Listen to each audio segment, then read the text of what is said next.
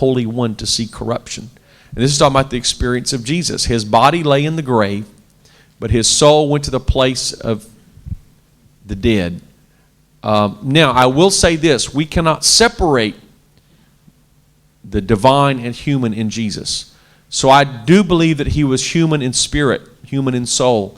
But I'm not willing to say he had two separate spirits, because that would divide him into two persons. I would say the Spirit of God was joined to the humanity of Christ, so that he had both humanity and deity in his spirit. But I would say that when Jesus died as a man, his body lay in the grave, and his soul went to the place of the dead, but the Spirit of God was joined with that human soul, or that humanity, and the Spirit came back into that lifeless body and raised him up from the dead.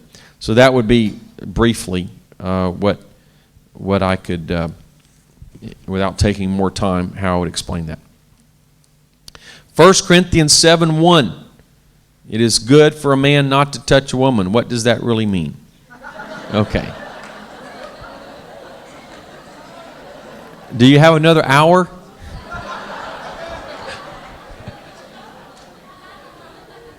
You have to read the whole chapter 7. But let me give you a brief. It says, what about handshakes? Well, if you're convicted, don't shake hands.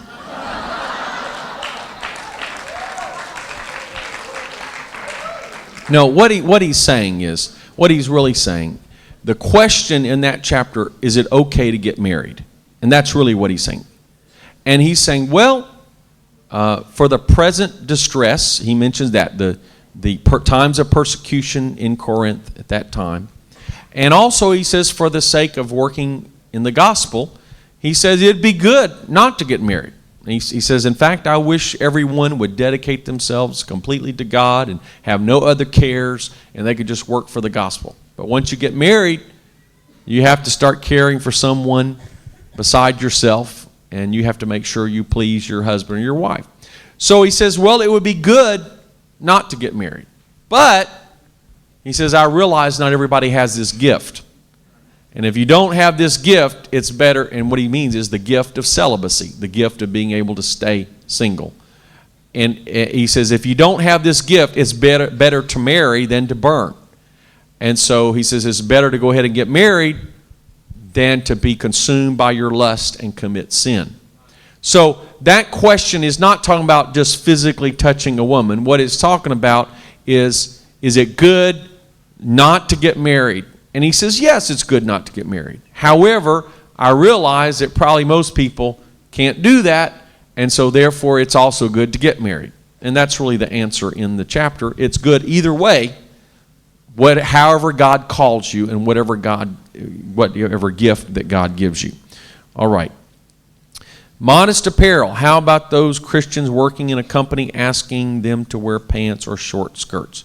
Well, I know this is a problem in our culture, in our society, but what I've tried to counsel ladies and young people that have this situation is that they go to their employer and say, my conviction, my belief, I want to wear modest clothing, and try to work something out and to present this as a human right. And I don't know the details of the laws here in Singapore, but most democratic countries, at least in theory, in the Constitution, in the books, they have some statement of religious freedom. And if you can put this is not my personal preference, this just a personal opinion, but this is my religious conviction, and I'm willing to work for the company, and I'm willing to provide an alternative. Because I've worked with some employers, they say, well, it's for safety reasons, well, it's for this reason, well, it's for that reason. But you can always show them that there is a reasonable alternative that will accomplish what they claim to be their objective and will still fulfill your conviction. And so I would start there. I would start with prayer and start with making a proposal to the company of what you can do that would be a modest alternative. And I would pray for God to either move on the heart of the employer or open the door for another job. And I would not be harsh or arrogant, but I would just pray for God to open the right door. I'll give you an example of another issue, but we had a jail ministry, or we still do have a jail ministry in our church where we go into prisons and preach to the prisoners, and we've baptized hundreds of prisoners and seen many receive the Holy Ghost. But in one prison there were 1,000 inmates, and we won in our jail ministry. Not only did we win some prisoners, but we won the chief of security of the whole prison. Well, he started coming to our church. He received the Holy Ghost. And so he came to me for counseling. He said, Brother Bernard, I cannot work in this job anymore. I said, why not? He said, well, to keep order in the prison, you have to be very harsh and brutal. And if any prisoner does anything wrong, you have to beat them, you have to tear gas them, you have to yell and scream and curse to establish your authority. And if they think you're not strong, they will take advantage of you. So at every opportunity, you've got to curse them. You've got to be very hard on them. He says, as a Christian, I cannot do that. He says, I need another job. I said, well, don't just quit your job without having anything for your family. You've got to keep that job until God opens another job.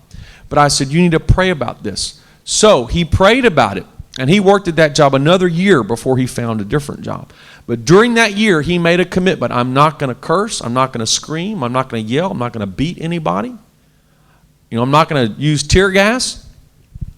So guess what happened? The prisoners would notice. Before, he was yelling and screaming and all this, but he was walking around very calmly.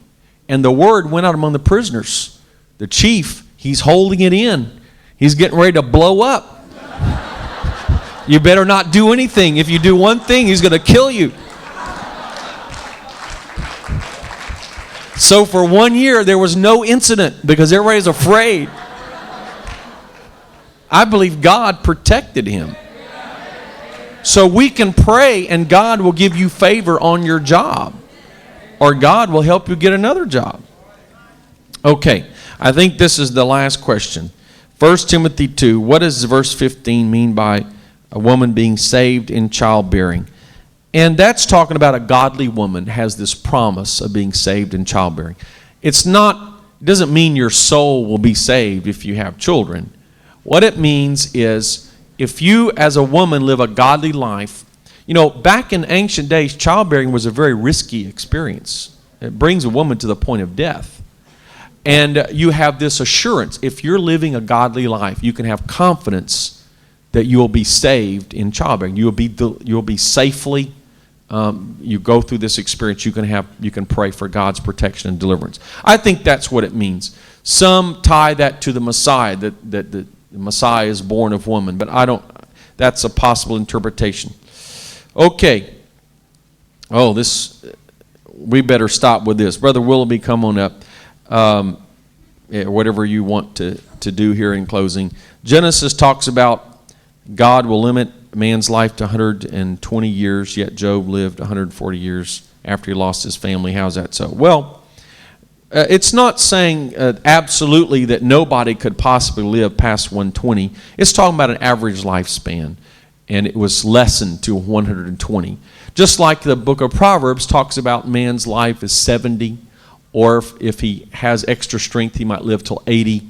That's talking about average in general. There's still people who live past 80, but on average, that's what we can expect even today. And so those statements are not absolute statements. Those are general statements.